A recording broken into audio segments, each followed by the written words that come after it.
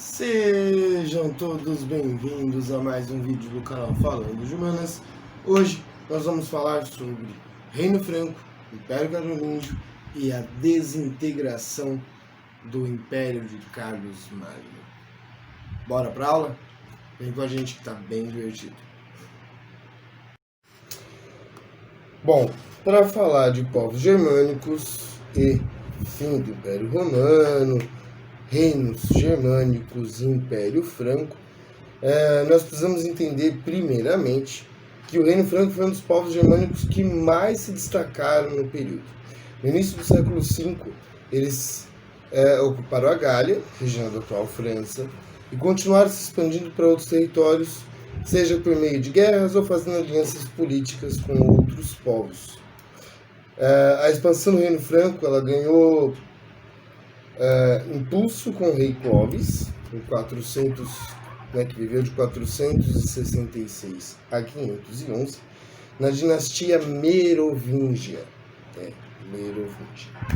Clovis estabeleceu a capital de seus domínios em Lutetia Parisor, ou melhor, Lutetia Parisiorum, ou Lutécia, uma antiga cidade romana que daria origem mais tarde a Paris.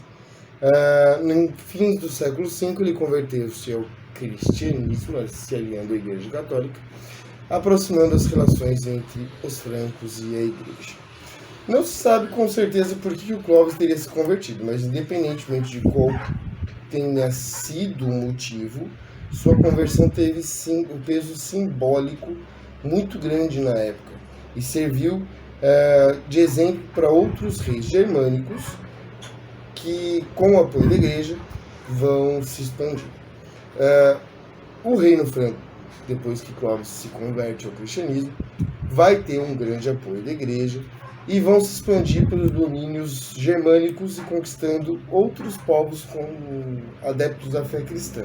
Ou seja, a conversão de Clovis ajudou na conquista e na expansão do Império Franco. Bom, os vínculos entre a Igreja e o Reino Franco estreitaram-se ainda mais quando o papado solicitou a ajuda do governante Pepino o Breve. Ele viveu de 714 a 768 e para lutar contra os bombardeos da Península Itálica. Pepino derrotou os inimigos e entregou as terras da Itália Central ao Papa Estevão II, dando origem ao patrimônio de São Pedro, ou Estado Pontifício, Estado da Igreja. Em troca, o Papa reconheceu Pepino como rei dos francos e legitimou a dinastia carolíngia. Outra dinastia, carolíngia. Beleza? Vamos para a próxima parte. Bom, como as pessoas não são eternas, né? Todo mundo morre. Pepino o Breve morreu e o seu sucessor, Carlos Magno, deu continuidade à expansão dos territórios francos e ao fortalecimento da aliança entre ele e a Igreja Romana. Ele submeteu os lombardos, os saxões, os bávaros, abrindo caminho para o cristianismo desses reinos germânicos. No Natal de 800, Carlos Magno foi coroado imperador do Ocidente pelo Papa Leão III em Roma.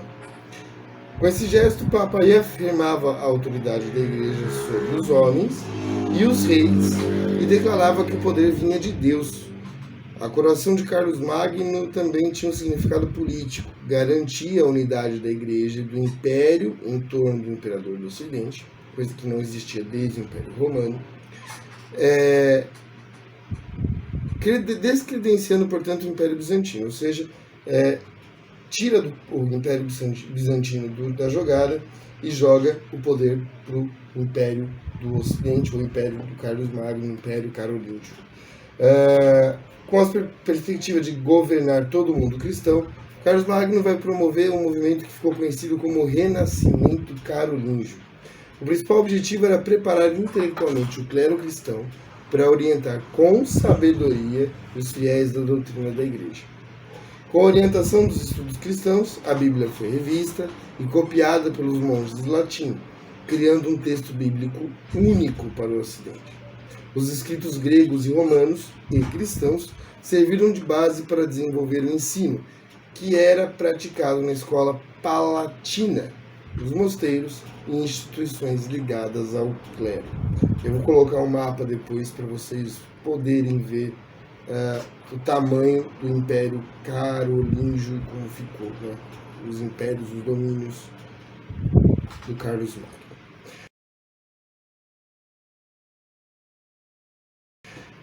Porém, nem tudo são flores. O enfraquecimento de Carlos Magno acontece principalmente porque ele tratou ainda de organizar e administrar todo o império, que abrangia praticamente toda a Europa Ocidental, como vocês viram, vamos ver no mapa. Para evitar agitações e traições que marcaram a dinastia Merovingia, que veio antes dele, ele estimulou o costume germânico das relações de fidelidade e honra entre os senhores e servidores, estabelecendo as relações de vassalagem, que nós vamos ver na aula de feudalismo.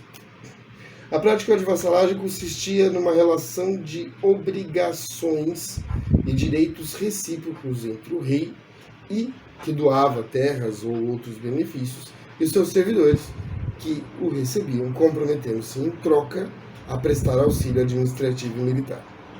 Com o tempo, criou-se uma ampla rede de dependência pessoal que enfraqueceu o poder do monarca, ou seja, enfraqueceu o poder do rei, ele dividiu o poder.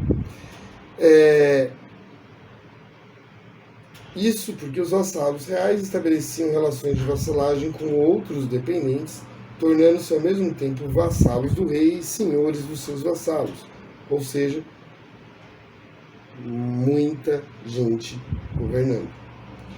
O poder do rei acabou pulverizado na mão de muitos senhores. E com a morte do Carlos Magno, como ninguém é eterno, a disputa do poder entre os seus sucessores, a figura do rei ficou ainda mais enfraquecida. A unidade política e territorial do império rompeu-se e vários pequenos reinos surgiram. Neles, em vez do rei, quem exercia o poder eram os senhores locais, que tinham força para cunhar moedas, aplicar a justiça, fixar tributos e formar exércitos locais. Para agravar a situação ainda mais, no século IX, várias áreas da Europa foram saqueadas pelos vikings, aquele povo lá do norte da Europa. Cada região do império organizou sua própria defesa, o que mostrou ainda mais a fragilidade do poder real. Ou seja, com a morte de Carlos Magno, tudo ficou um pouco pior. Beleza? Essa foi a aula sobre Império Franco, Reino de Carlos Magno, Império Carolíngio, enfraquecimento dele e início do feudalismo. Beijos do Titio. Não se esqueça, o conteúdo está no www.educandomais.com e até a próxima aula. Tchau!